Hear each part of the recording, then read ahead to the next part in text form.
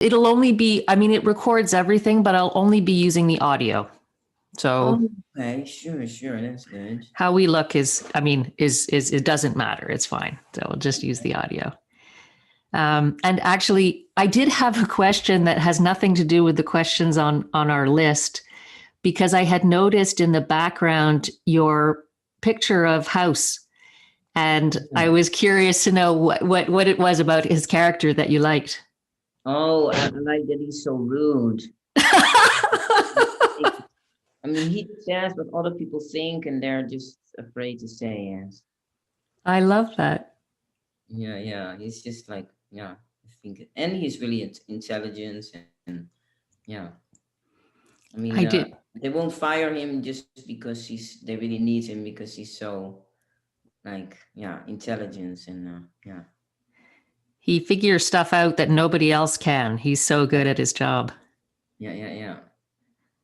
And actually, maybe partly because he doesn't care what other people think and he says exactly what he thinks. So Yeah. that Indeed. might. Yeah, I Cool. Okay, so I'll start. If you're okay, we'll get started. sure.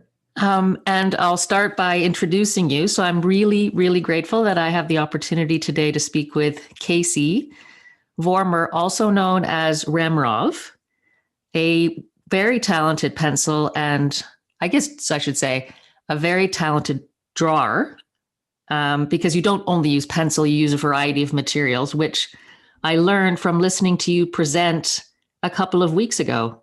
And that is how I found out about you. And your work is gorgeous. It's really, really beautiful. Thank you so much. Thank you. I really enjoyed listening to you talk. And so I thought it would be really fun to speak with you today. Yeah.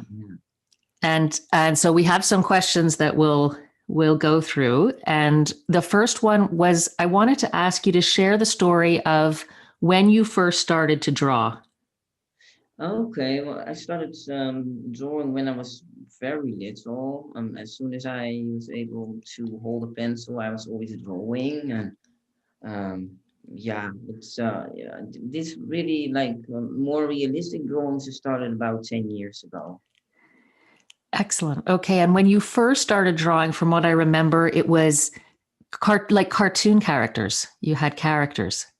Yeah, like cartoony characters that I made up, and like alien creatures, and but also road maps and patterns of shapes and colors. Yeah, Excellent. Okay. And what do you think it was that got you started drawing? What was it that appealed to you about drawing? yeah, creating something from scratch and ending up with something physical, like that you can really actually hold, and but also I noticed that because of my autism, I had a lot of troubles with communicating, and with like I didn't really understand socializing and interacting, and I noticed that if we visited people, then every time when I was drawing, now people wouldn't expect me to communicate. They would just leave me alone. So it made me feel really safe. Like to have that security that I'm not going to be bombarded with like questions that I didn't understand. Okay. Interesting. Okay. Um, because communicating verbally or interacting with people is one form of communication, but you also communicate through your drawing. Yeah. And I get a feeling of, firstly, highly detailed. So um, I get the feeling when I look at your drawings that I can walk right in because it's so richly detailed that it draws me in. And I think that is spectacular. Cool. Thank you very much. I enjoyed very much your presentation when you showed your drawings. And what do you think made you move from the cartoon characters into the more realistic drawings you did later? Yeah, that went really gradually. Yeah, I was just like I was interested in drawing exactly what I saw, and especially animals. I'm a huge animal lover, so I just wanted to like draw them, and yeah, to show people how I viewed those animals, and yeah, I just started to get more and more interested into like drawing like really realistic and yeah. Nice. And not just any animals. You draw majestic, beautiful, wild animals like lions. Yeah, lions, tigers. I love to draw elephants and a rhino I drew once. I also like to draw like really colorful animals like birds and a chameleon I drew once. But I also do like in commission like pets for people like dogs. I love dogs, so I always enjoy drawing dogs and cats and bunnies and yeah. I Yeah. remember one of the pictures that you showed had your bird on one hand as you were drawing. Yeah. Pilaf. Pilaf was my little feathered friend, my lovebird for 18 years. I had him 18 years, and he was also registered as my support and help animal. And he was always sitting with me. He just didn't want to leave my side. He was always or sleeping in my neck or in my hands while I was drawing. It's like it's really super. It was amazing. Cute little fellow. You said that the drawing that you did of him was a challenging one because you wanted to really do him justice.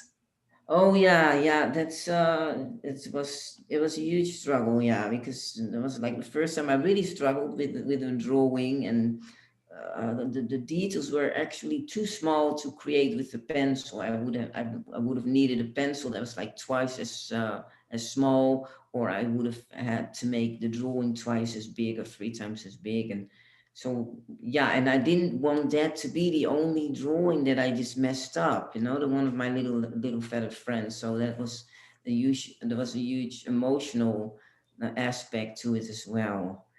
To yeah, to that process. But I'm happy how it turned out eventually, and yeah, so that's good. It's beautiful. It's beautiful. Thank you very much. Um, some of what you shared in the presentation, you talked about what drawing does for you in general. So, how you feel when you're drawing, what it brings to you. Yeah. What do you think it does for you?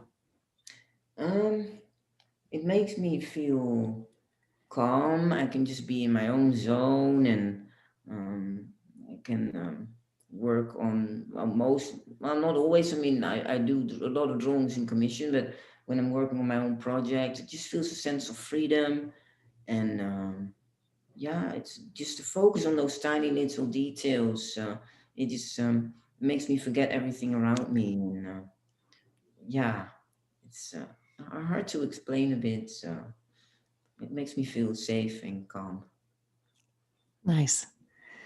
Yeah. One of the things that I noticed, because on Instagram, I see that sometimes you post your drawings in process. So Yeah. a picture from starting, and then a few pictures, and then the final drawing. I draw a little bit, not on your level at all. But what I know from when I draw is I might do sort of a general, very loose outline of the whole thing, and then I fill in parts at a time, but I move around and I put a bit more detail here and there. And what I think I saw in your drawing, the pictures that you post of your drawings in process, is you do one section and finish it, and then sort of move across, like from left to right, and like finish it in detail across. I thought that was so interesting. Yeah, well, at first I do make a little bit of an outline to get all the proportions correct, and you know where the eye is supposed to be and the nose, etc. But then indeed I immediately start like super details, yeah, from the beginning, and then I work around it. I usually start with the eyes because that's the most important part of an animal or a person. So that's the place where I start first, and then yeah, I build it up around it rather than working in layers. Yeah, I do at the ends, and sometimes I do go back to just the contrast a little bit. Like if I notice, oh, the right eye is a lot darker than the left eye, for example. but yeah, mostly I do like on the spots, immediately super detailed. Yeah. Why are the eyes the place that you start, do you think? Yeah, it's like a good center point to start with. But yeah, you can start with something else. If you mess up the eyes, the whole drawing won't work. So Interesting. the eyes is really, yeah. They say the eyes are the windows to the soul sometimes, right? And yeah, I think that's why it is. You can't mess up the eyes. So Nice. yeah. Wait, just to go back, when you said that you do commissions, do you ever meet with, visit the animals or the people in person, or do you work strictly from photographs? Um, Sometimes I've met the animals, like if it's somebody I know, but I get commissions from all over the world. So no, then I just get the photos, and if I do meet people or animals in person, then I take photos of them. So it always works from photos. Okay, excellent. I'm curious that when you look in the photos, when you look in the eyes of the animal or the person in the photo, what you feel. If they're the windows of the soul, you don't get to meet them in person, but you maybe are getting something about that person or that animal through their eyes or their face. Yeah, it's a very long process often. So I do get some kind of attachment, like that I start to wonder about if I draw a person, like what the person was like, and yeah, that I start to like feel a certain connection with an animal or a person when I draw them. That's definitely true. Yeah, Nice. yeah. Um, I was curious to know, so you started drawing when you were young, when you were a child. When did you first start showing your drawings to other people, maybe outside of your family? Mm, I think it was like in middle school. When I was in middle school, then I made certain, but yeah, then we didn't really. Yeah, I think middle school, and also when I did volunteering work, like in my 20s. Um, that I started to at my volunteering job. It's people saw a drawing of mine and they said, "Oh, do you have more drawings?" And they wanted to see my portfolio, or they wanted to drawing of their cat and dog. And yeah, I think more in my 20s or so that it started to start rolling a little bit. Were you ever shy to show the drawings, especially at the beginning, or did you feel very confident in your work? No, I was a bit shy. Yeah, I'm still a bit shy sometimes. Um, I'm my own worst critic. I'm very perfectionistic, so I'm not always satisfied, and often I'm not even satisfied with my drawings. There's many drawings that I made that I think, no, no, no, no good. I don't like it. And yeah, They're gorgeous. They're beautiful. I scanned through your whole profile on Instagram. They're really, really beautiful. well, thank you, thank you That's so true. much. Can you tell me? I'm sorry, I didn't include this as a question, but I was just thinking. Um, so you started drawing as a child. I know I watched one of your videos that said, I don't know how recently you transitioned from working part time at another job and doing drawing, and now I believe you're a full time artist. Yeah, yeah. I mean, it was in November 2019 that I quit my. I had a cleaning job at a daycare center, and I quit it because my art was picking up. And besides that, I did some online work for a person, and now it's mostly drawing, but also yeah, the online work that I do for somebody, and some autism related gigs, like for projects and yeah, things like that. So it's a bit of a combination. Uh, Okay, excellent. yeah. Cool. I'm going to transition a bit into what is the general theme of the podcast is talking about what it means to be vulnerable. And so the idea of being an artist and sometimes feeling either that there are things that are difficult to share through your work, or sometimes you feel there are things you reveal about yourself through your work, or concerns about how your work will be received by others. So, do you ever have those feelings of being vulnerable? Oh yeah, yeah. Often, yeah. I'm especially with like making videos. I have a YouTube channel, so I make videos, and then I feel vulnerable, like sharing things about me and my autism, and I'm wondering, oh, which details should I share, which details should I not share, or about the process of a drawing. Um, if it was really a struggle, like how much do I share? I mean, you don't want to be too much of an open book. I mean, I like to share things about myself, but I also want to be a bit careful. And it's difficult to select also, like what are you going to share and what not. And yeah, so yeah, I tend to be pretty vulnerable with that. So feel pretty vulnerable. Yeah. I completely agree with you. I struggle with the same issue of what do I share and what do I hold back, and trying to decide what is it that I can share that can help enhance somebody else's experience, and what parts maybe Yeah, yeah, people yeah, don't need to know. yeah. Yeah, that's difficult is to have a boundary there, but where do you cross the line? Where do you put that line? Yeah, that's difficult to Okay. find out. Um, One of my questions was how you feel your autism affects your work as an artist. What is it about being autistic that informs your artwork? My detailed view of the world, I really see everything in details. I'm very detail oriented. Um, so yeah, the longer I look at photos or a few photos that I'm working from, the more details I see, and but also the patience, I can focus an extended amount of time on a certain small thing, on a task, and yeah, that also really helps me with my drawings, with working on them and creating them. It's a combination.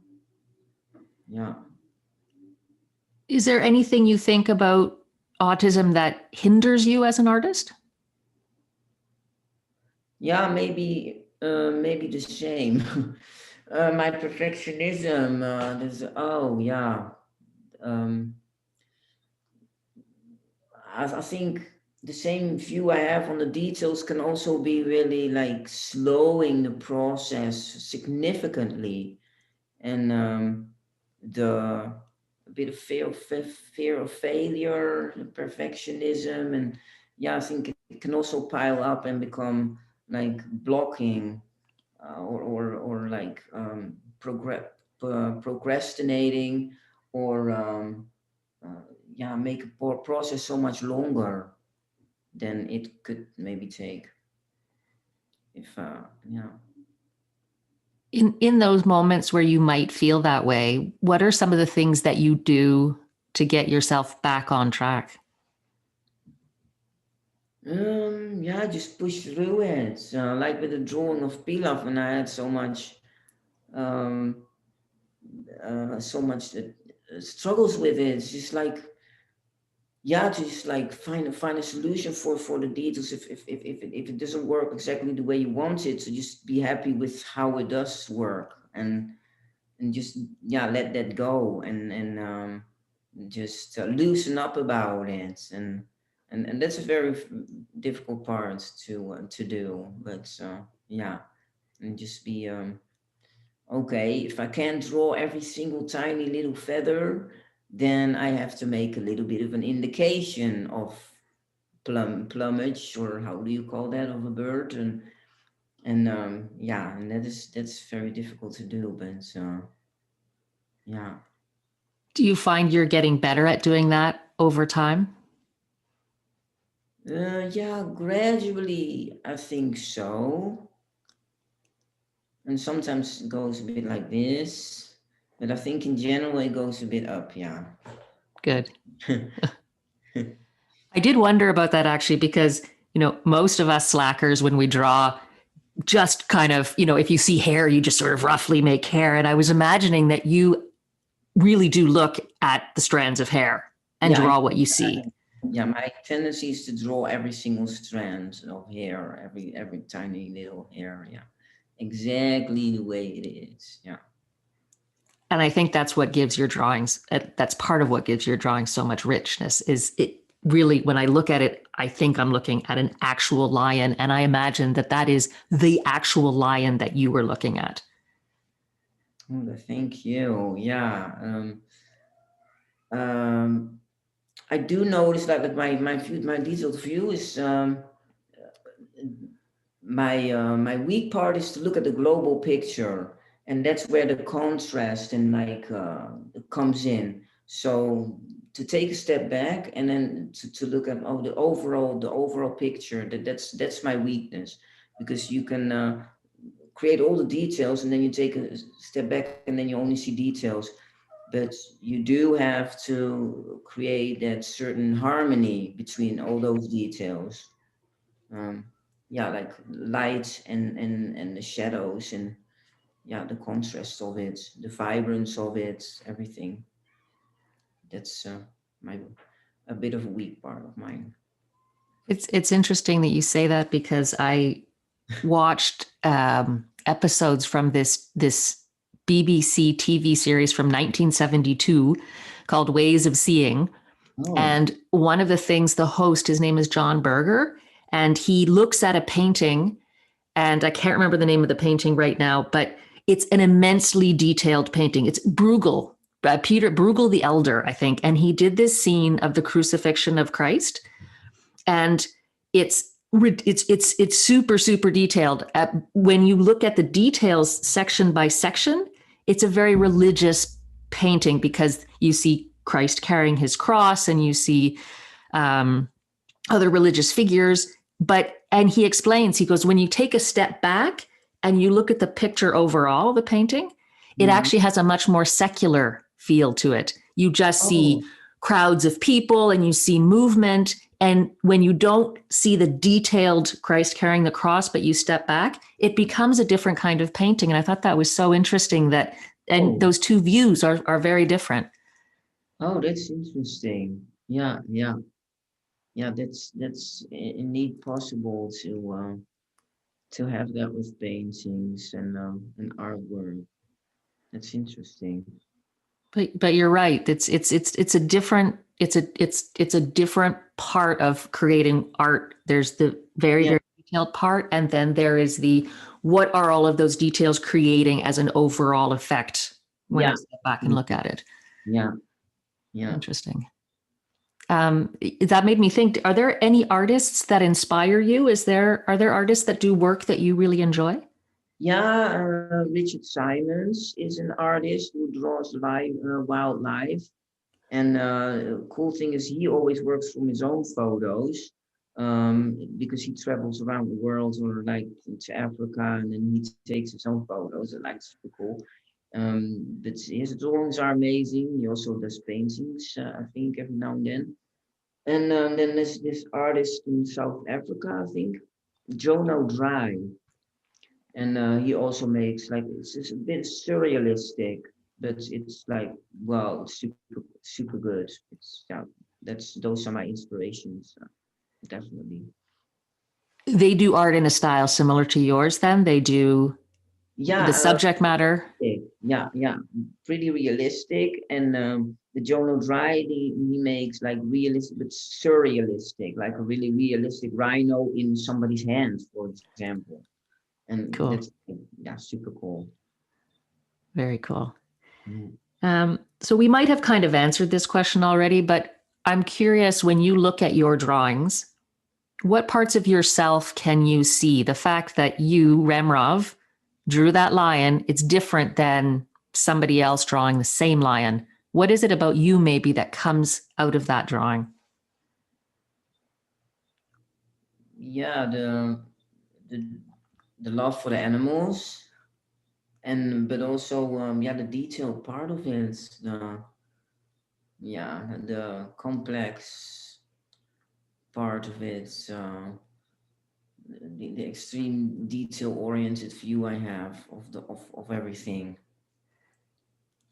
I really like the idea of that detail in honor of the animal. So that attention to actually recreating the animal exactly the way it is as a Yeah, form of love or honor for that yeah, animal.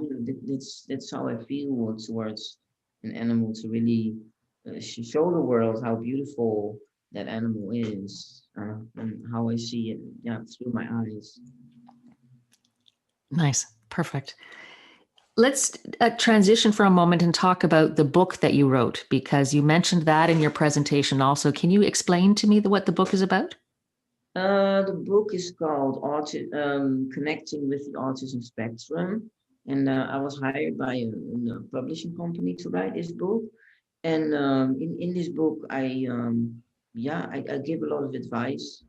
Um, and I share a lot of my own stories about when I was little in school, issues I encountered, and troubles I had with like communication and interacting and making friends, and also at jobs and um, in socializing, interacting, everything. It's it covers many different aspects of my life, and um, of other people, other autistic people, what they also struggle with, and autism in general. I discuss in that book. And so, is the purpose to help people without autism understand better what the experience of someone with autism is and how to communicate, maybe bridge that gap? Yeah, how to connect, and like, for example, there's a section for managers and bosses at workplaces, how to connect and how to make their workspace more autism friendly, for example. And of course, every autistic person is different, but we do have a lot of common issues, and so the same kind of advice could help, um, yeah, with autistic employees. Interesting. Okay. Uh, could you share one story from the book about yourself? One story either from you as a child or from you in work where you did have a challenge or a struggle expressing yourself? Oh, I have to dig a little bit. I'm not even sure if I shared this in my book, but there's always one memory that pops up when someone asks me this, and I'm not even sure if I shared it in the book, but it was when I was like really little and I did track and field, and there was this one of the coaches. He was always like super nice. So I wanted to show him that, hey, you're cool, I like you, and I didn't know how to communicate, how to get this across. So I decided to just kick a ball against him, and so I did that and hit him super hard in his face. And I was like really happy, because I thought, because I did it to show him that I liked him, I thought that he was going to be super happy, and like, oh, nice, Casey, that you like me. But he got like really angry at me, and he sent me to the changing rooms to just think about what I did. And I just remember sitting there so super confused, like the only thing I did was showing that I liked him. So what did I do wrong? I just didn't understand that. I That must have been so difficult when you were little because Yeah, you yeah. weren't diagnosed till much later. Is that right? At 21, yeah, I was diagnosed at 21, and this happened when I was like 8, 9, no, 9, I think, yeah, about 9, yeah. I feel so bad. I'm picturing you sitting in that room alone trying to figure out what happened. You did something nice and then you got punished for it. Yeah, and things like that often happen, that yeah, I was really not good at communicating, and definitely not getting certain feelings across, or no. So yeah, I just thought of things like that, and then yeah, it didn't turn out so well. But you've obviously worked very hard. I mean, having this conversation is as natural as anything. So you have worked very hard to develop your communication and express yourself well. Yeah, I mean, it's still like with socializing, the words don't come necessarily all that natural to me. I mean, a lot better than what it used to be, of course, when I was little, but it's still a lot of searching for the correct words. And because I'm a picture thinker, I think in pictures, so everything I think is in pictures. So in order to communicate them, I have to translate them in my head to words. For whatever, that just reminded me of one of the drawings that you showed in the presentation that was your vision of what's happening inside your head Yeah. with the tubes and things. And like a couple tubes are not connected in the same way, maybe as somebody else's. And there's a couple things falling out of the tubes that are not connected. And it was I thought it was a brilliant visual representation of how you feel inside your head. Well, thank you. Yeah, I drew that like right after I was diagnosed, in a little brain cells fighting. That's how it feels often in my head, like total chaos. Yeah. Well, it's coming out very clean and clear today. So we're all right. No chaos. Not that there's anything wrong with chaos, actually. I think chaos as an internal experience when you're young and struggling, I imagine it being very difficult. As we get older, a little bit of chaos is kind of a good thing. It shakes us up a little bit. Can also be super, super draining. My head is like overly active, is like super, super, super, and keeps on going, going, going, going inside my head. Yeah, Oh, wow. yeah. So that makes me think, actually. So how would you compare the process of drawing with the process of writing the book? Ooh, yeah, and drawing is comes more natural to me. Writing is like, oh, constantly thinking, how will I say this? Which words am I going to use? It's like so much more complex for me, writing. Um, yeah, no, it's a total different process. It's like constantly translating my thoughts into words and then hoping that I'll be using the right words, that people are not going to misunderstand it. And so there were like editors working at that company, and then every now and then they rewrote something, or they didn't rewrote it, but they worded a bit different to make it flow better. And then said, yeah, but this is not what I meant. And then so that was a whole process of back and forth of yeah, going back and forth with that eventually. But yeah, now it's nice, the book, and it's turned out the way I wanted it, so it's good. Did you find any of that same where you were describing before in drawing, where you're really comfortable in the detail and pulling out and looking at the overall big picture can be sometimes more challenging? When you were writing the book, did you find the same pattern there too? Um, yeah, I only had to focus on the details, and then the editors that um there were like three editors total, I think, and they were focusing more on the global view of the whole book, and um, yeah, so I didn't really have to put much effort into like the global view of it. I only had to be sure that like with every chapter, I didn't go too much over the word count, which was difficult because which details are you going to share and which not. So, um, but yeah, they took more care of the whole global view of the book, and I didn't have to bother with it that much. That's perfect though. They gave you the support, the framework for you to work within. So you brought the experience and the rich detail. Yeah, they had the whole outline of the book done. Like, oh, and, this chapter is going to be about this, and you have to write about this, and in this section you're going to be about this, and write about this, and this chapter about that. And so the only thing I had to do was just write. That's actually that's actually the hard part for a lot of people. They could come up with the overall structure, but that Oh rich no. experience. Yeah, no, with me it was like I've been wanting to write a book for quite a long time, and but for me, it was always, how am I going to organize the book? Because I have so many different thoughts and so many different experiences, and some overlap here and some don't. So in what chapter I'm going to write about what, and there's just so much chaos that the outline of the book was the issue for me, not the details. And that's why I never wrote a book until okay, the most difficult part is done for me, and I can just fill in the details. Perfect. Yeah.